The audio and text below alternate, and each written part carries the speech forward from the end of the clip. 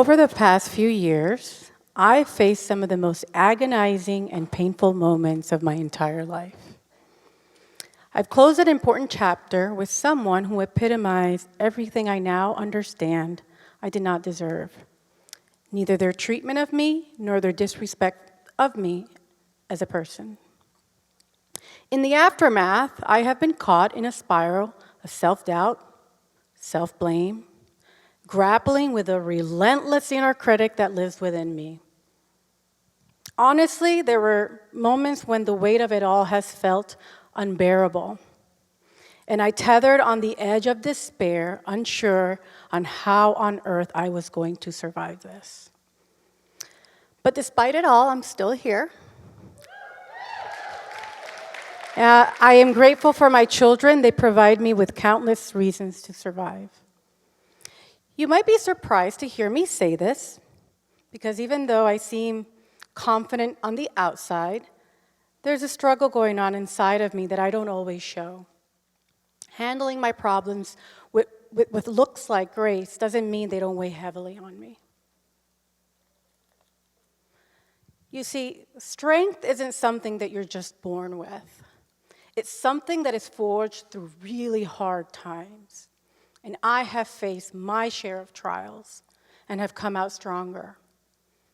But I gotta tell you, the pain of this chapter ending has hit me harder than I ever expected. It's tough because it involves our kids, our home, and all of the dreams that I had for our family. Yet truth be told, I shouldn't have been as surprised by how things turned out. There were so many red flags, so many, flashing like neon lights. But I chose to ignore them. You know why? Because I needed to be chosen by a man. And that's the raw truth of it all. I've asked myself that question a lot, a whole lot. Why? My therapist can vouch for that, and she might be listening in tonight. How did I end up here? Me, someone known to conquer numerous challenges and emerged victorious. I've seen some things. How did I end up in this pit of sorrow, pain, shame, and powerlessness? Well, to make sense of this, we need to go back to the summer of 1989 in Monción, República Dominicana. That's Dominican Republic for all of you who don't know. During my visits there, I always hung out with my favorite cousin, Janita, who was a little bit older than me and had some developmental delays. Nonetheless, we shared a strong bond, and our time together is something I always remember with joy. That particular summer, she was 13 and I was 8. With her curly hair and charmingly cross-eyed look, due to a slight vision impairment, Janita and I would spend hours on end and exploring the rural landscapes of Monción, lost in the company of farm animals. One night, I overheard the grown women, including my own mother, discussing Janita. My natural curiosity led me to eavesdrop from behind the couch, intending to share every detail with Janita promptly the next day. However, what I heard forever changed me, igniting an internal conflict between embracing my voice and conforming to the societal expectation of how and when to wield my personal power. During their conversation, one woman revealed to my aunt and my mother that my uncle, my aunt's husband, Janita's biological father, was frequently visiting Janita in her room at night and engaging in inappropriate behavior. To put it simply, he was raping his disabled 13-year-old daughter. My aunt appeared saddened and shocked, as did the other women present. I, ever the advocate, of course, couldn't contain my shock and burst from the hiding spot to demand an explanation, only to be dismissed and instructed not to involve myself with adult conversations. As I listened to them discuss Janita's situation with resignation, confusion and anger welled up within me. You see, it seems that though they believed they had no power to change things and had resigned to accept the situation as just something that's happening. The next morning over breakfast, it was as if the unsettling news of the night before had been forgotten. My heart broke as I questioned why wasn't there any urgency to save Janita. Didn't she deserve protection? It was especially baffling considering my own father figure who raised me would have burned that whole town down if he knew something like that was happening to me. Not long after we left Dominican Republic and returned to our home in Puerto Rico, despite seeing Janita on subsequent visits, over time we drifted apart. Tragically, she passed away due to health complications related to her disability. However, Janita and the experiences tied to her have profoundly impacted me, so much so they have shaped my life and my purpose. They've driven me to become a fervent advocate for the empowerment of others, but particularly women and girls. Now, at the brimming age of 18, with a lot of hope, a lot of passion, and a lot of enthusiasm, I decided to join the United States Air Force.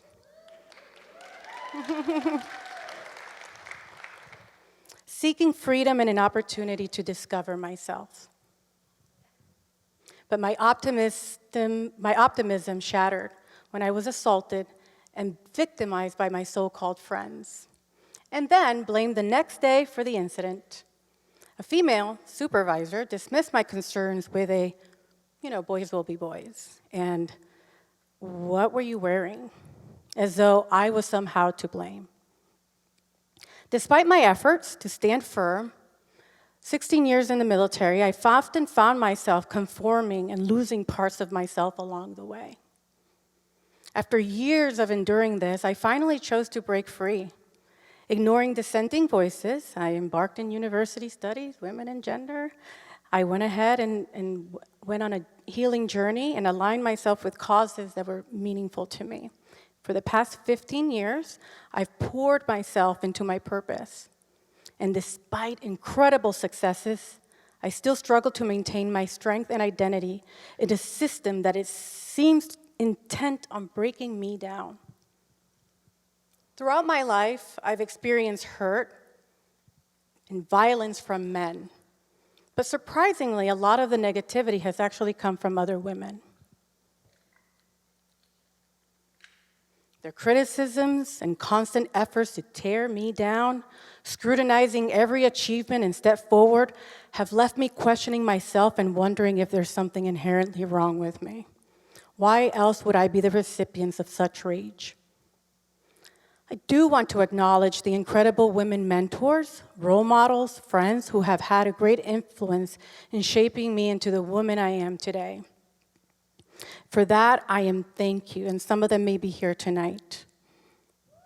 However, for every supportive and enlightened woman that has shown up in my experience, it often feels like there are 5 others eagerly awaiting for me to fail. Maybe even some here in the audience tonight. You might be wondering, well, what does my past connect with today?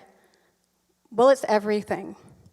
You see, emerging from a toxic relationship filled with power struggles, emotional abuse, I've had a profound realization.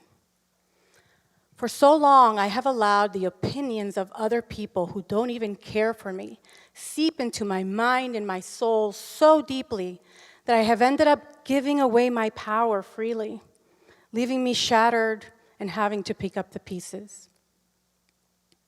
To all the women in the audience today, our disempowerment isn't solely the fault of others.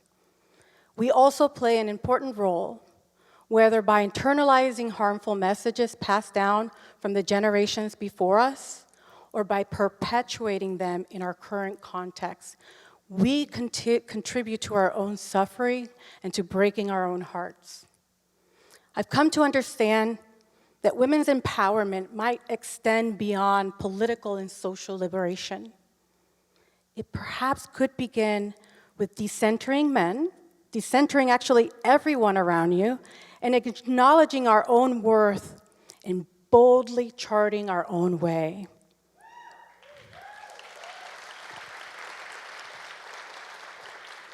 Do you want to change the world? Embrace self-love wholeheartedly, fearlessly, unapologetically. Let's make loving ourselves our priority and drown out any voices but our own.